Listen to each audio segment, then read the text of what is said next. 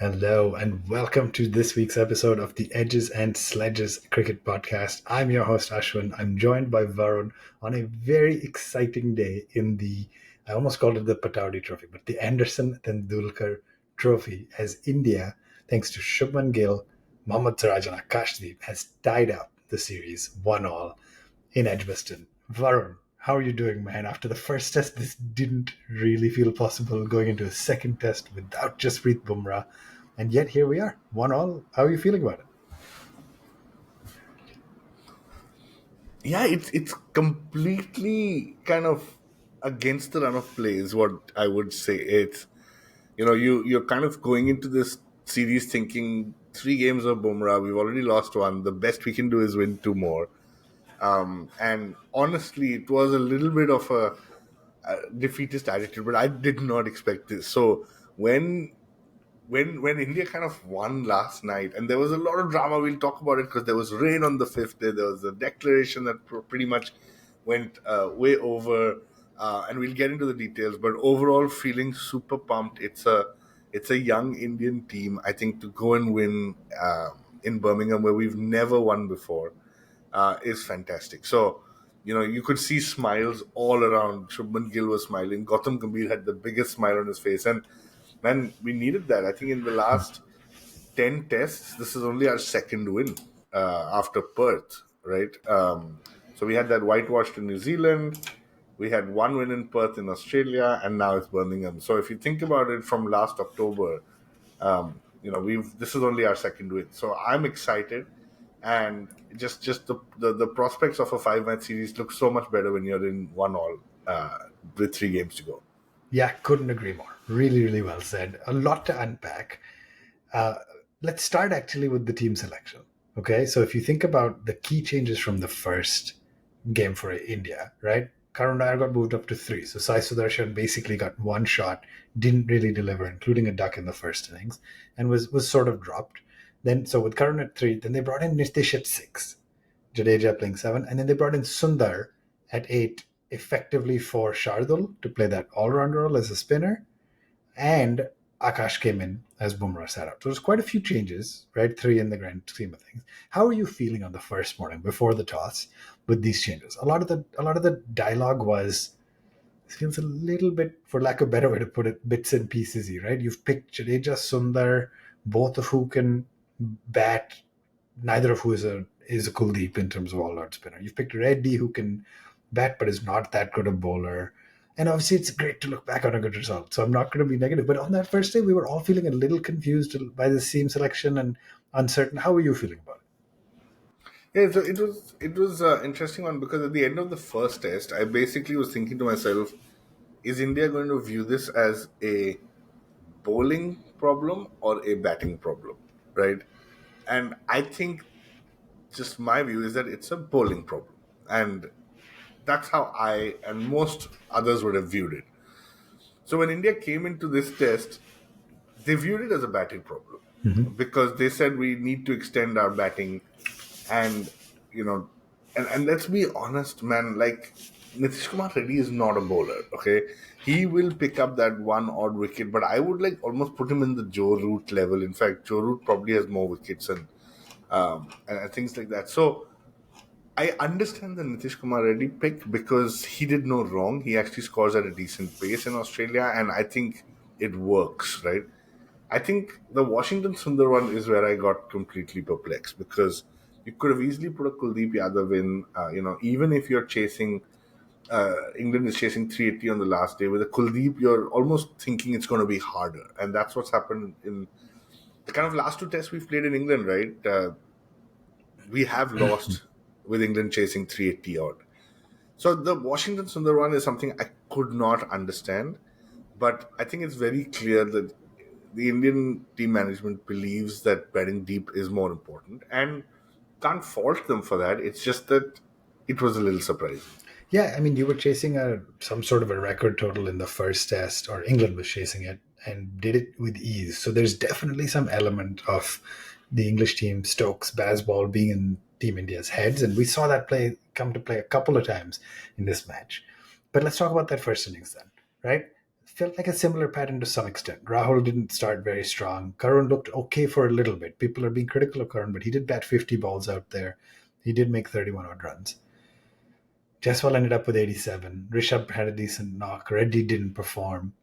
There are a couple things to talk about. Obviously, Jadeja has shown himself with the bat, right? He ended up making 89 in the first inning, 69 not out in the second. So back-to-back half centuries for Jadeja, which was awesome to see.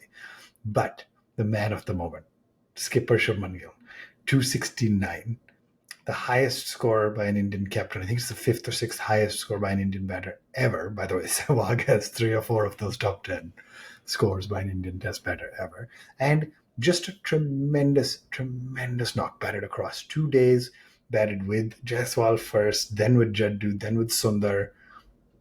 I mean, Varun, it goes without saying, we're going to talk separately, I guess, about his 150 score in the second innings, which has also shattered all kinds of records. But how brilliant was it to see this guy with the burden of captaincy down 1-0 in a venue India has not won a test match, as you said. Just brilliant, right? Yeah, it was brilliant. And sometimes what happens is captaincy brings out the best in certain people, and it brings out the worst in certain people. And I think in this case, all of us were joking about his average in the Sena countries before this series started. And I mean, he's what hit double century, a 150, and a century. Like, I think when you think of like Virat Kohli in 2018 or so, it was, I think he got 600 runs against England, and everyone was like, that was a monster series. I wouldn't be surprised if this guy's already close to 600, right? With 3 matches to go. So it is shaping up to be potentially one of the best series, I would say, ever from a Indian batsman batting overseas. Then the cynics will say that the batting surfaces are very different, and I kind of get that, but still, you don't see anybody making 269. So full credit to him. I think calm and composed. I think what's nice is he doesn't get bogged down. He knows he has to keep the scoreboard ticking. He goes at 70 strike rate, which to be honest is like probably just second to Jaiswal and Pant, right? And there's just something very nice about the kind of the way his bat flows and the calmness, the composure. They do call him the prince, right? So let's see, he is living up to his name. Yeah, just to be clear, 3 weeks ago, he averaged 35 in Test cricket. Yeah. We were all saying averaged 35, no centuries outside. I think it was India and West Indies. Okay, is this really the right guy to be captain? He now averages 42 point something. Then let's get into it a little bit more. So 587, right? I want to pause and talk to you about Sundar for 1 second. So you mentioned we chose to bat deep. I mean, when he walked in, the score was 414 and Jadeja had gotten out. Based on the last two games, the last two innings from the first game, we probably would have gone from 414 to 430, 440 and been out.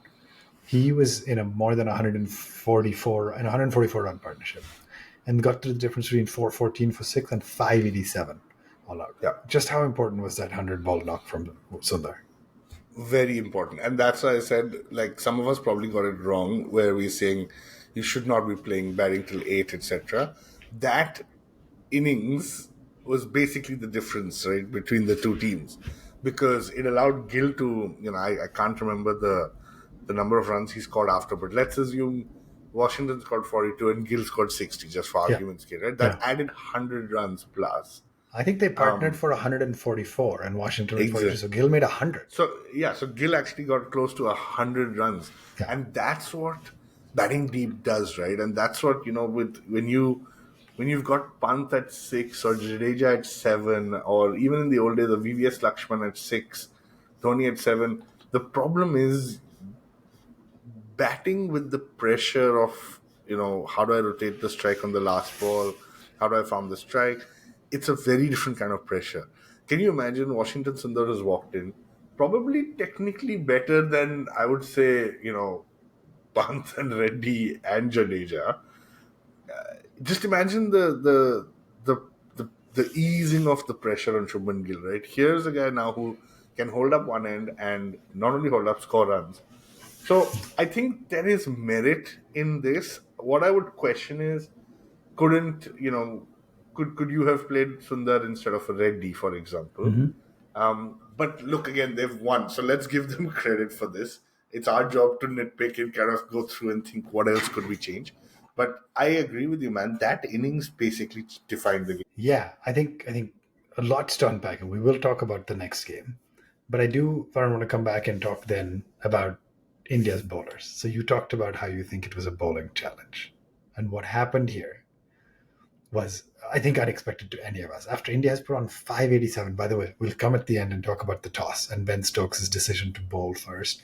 After India made 587 runs, Ben Duckett gets out to a peach from Akash Deep, who didn't get selected for the first game, remember this.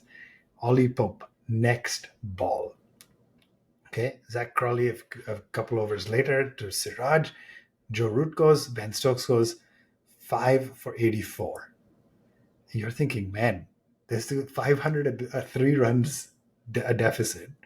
And of course, then the magnificent partnership from Harry Brook, Jamie Smith came. Disappointing, but both great knocks. And I won't falter bowlers too much. But at 84 for 5, you're thinking this match could be over on day 2. You're thinking we were all thinking about follow-ons, etc. I mean, what a start and what a dream start for Akash Deep, who were now all saying, "Gosh, why did he miss the first game?" Yeah, and I don't know if you remember, I'll send you a screenshot of this later, but in the Australia series, I wrote to you specifically saying, give Akash Deep the new ball. Okay? He has an ability to move the ball. He has an ability to swing it. And I just feel like in Australia we missed a trick by going on bowling Siraj with the new ball. Akash Deep, I think, is a new ball bowler. I think he can make the ball talk, and we saw that today. I mean, 4 wickets, and he basically was a big factor for India's win. In fact, Shubman Gill got man of the match, but I'm saying if Shubman had maybe scored a century in the first innings and century in the second, I would have probably put Akash Deep right up there. It's just that Shubman Gill got a colossal mammoth amount of runs that you could not overlook it. But there was I think Akash Deep has kind of, in my opinion, cemented his place now. Siraj bowled exceptionally well too. And at the end there was Arshdeep cracking a joke saying, "I believe only in Jassi and Siraj Bhai." He was telling Siraj this. So 10 wickets between the two of them. Now we've spoken praises of them. The flip side, Prasidh Krishna was just not able to do anything different. He just couldn't figure out how to change his line length, variations. And I think that was the difference between Akashdeep. Like, we'll talk about it, but the second innings, Akashdeep got smacked for 2 sixes by Jamie Smith, and the plan was very clearly to bowl short. The third ball, he bowled it the same, except it was a slower ball, and he got the wicket. That's the kind of thinking that you need. And Akashdeep, when he picked up these wickets, kind of turned around and said, "I'm here to stay," right? So, and I was also reading that Virat Kohli had told him that there's going to be a gap in pace bowlers in Test cricket. You need to be ready. So, it's only when somebody does well do you start uncovering all the backstory and the hard work and the time that has gone in. But I think credit to Akashdeep, man, like just fantastic. And I was just talking about the flip side, right? So Prasidh Krishna, very poor. Nitish Reddy 6 overs 0 for 29, nothing bowling. Sundar 14 overs 0 for 73. And that's where you start talking about this bits and pieces, right? It's not making sense. Okay, so 587, 407 to follow. Varun, India comes out for their second innings with a 180 run lead. Okay, let's think through the math here a little bit, right? In any historical context, regardless of surface, etc., you're thinking 350, 400 ish is enough. Jaiswal comes out, starts batting like a T20, makes 28 of 22 balls. Rahul comes out, looks good, makes 55. Nair, again, about the same 20, 30 runs off 40 to 50 balls, so fairly similar, which we'll come talk to as we talk about the Lord's Test coming up. Gill, again, makes another century. Pant, by the way, Rishabh Pant's knock. I mean, just insane even by Rishabh Pant standards. He was just going after everything, just donking the ball everywhere. Let's talk a little bit about, obviously, as Gill was batting, Jadeja then came out to bat. Jadeja looked like he was playing very defensively for parts of it. And at one point, and for many points of this game, we were like, all right, let's just declare. Even the English players were just looking at the batters saying, all right, what are we going to declare? Then Gill gets out and Reddy walks in. Okay, maybe we'll keep going. Right? Or was it Reddy that walked? Yeah, Reddy walked in. Then Reddy gets out second ball, and you're thinking, okay, fine, now you're going to declare. And Wash walks out. And so, what was the thought process here, Varun? At the end of the day, there's a few different ways this could have gone down. They ended up setting 608 to chase. Again, a mammoth performance by Gill, very well backed up by Rahul, Pant, Jadeja, half centuries. But what was the thought process in letting it go this far? And had this match ended in a draw, would we be having a very, very, very different discussion? Oh, if it had ended in a draw, we would have been up in arms. I mean, I would have been very angry today morning, right? And in fact, I think somebody, I can't remember who, was actually sledging Gill when he was batting, saying, "Are you playing for a draw? Because there's Yeah. rain forecast tomorrow."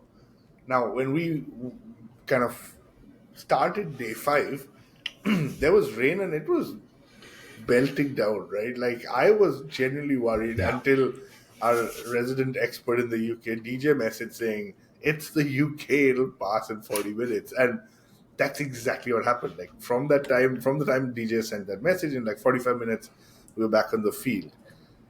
Now, talking about the declaration, it's very interesting. For me, like, clearly they have chased 380 to 400 with ease previously, okay? So I think when you're thinking about targets, you're thinking minimum 400, 425, 450, right? If I'm not mistaken, I think the record chase in a test is also just above 400. So you're thinking about 450, but then the baseball approach maybe pushes you to 500. I think the difference between 500 and 600 is probably just that stamp of authority to say, "I've killed the game," right? I have put you out of the game, and I might be taking a 10% risk that it's a draw, but I know you're going to go for it, which means I can pick up the wickets, but I also know that you cannot score 600. So I'm saying it in a roundabout way, but I think that is the thinking. I think that was the thinking. Now, I do think it was wrong. I think with the rain forecast, I think, once you hit 525 or so, we should have just stopped and put that confidence in our bowlers. And I do want to, give a special call out to Pant, man. I think his innings changed the game. Like, everyone thinks he doesn't. He's just a chaotic player, but there is method to the madness. He came out there and he changed the momentum. He increased Gill's pace of scoring, and that period of play, to me, basically signaled the new India that says, we are not only going to go for the win, we're going to go for the kill. Yeah, really, really well said. I do not think anything about punt. I normally think a lot of punt is just chaos. I do not think any part of this was without true method to the madness. We could spend all day talking about Shubman Gill's knock, etc. I want to come back talk about the bowling innings. So there's about 10 to 12 overs left in the day, and then all of day five with some rain. We're going to take a very quick break, Varun. We'll be right back and talk about the end of this test and what's ahead at Lords. Welcome back to the Edges and Sledges Cricket Podcast. Varun, 10 overs left, 608 to set. England has always said they go for any target. But let's be clear, over 6 runs an over, call it 90 overs on day 5, 10-ish overs on day 4. That's a mammoth task even for baseball, or England with their baseball approach. And it gets even harder when on the 10th ball, Zach Crawley hits the ball to Sai Sudarshan at kind of deep point, at a backward point position, gets out. Then, similarly as to happen before, Ben Duckett goes to Akash Deep, and then Joe Root, right before the end of play, goes to Akash Deep. 3 wickets have fallen. 50 for 3 as Joe Root goes out. At this point, you're thinking, man, it's gotta happen. It's gotta go India's way. And yet, obviously, as rain came on the first part of day 5 and all of those things, anything is still possible, right?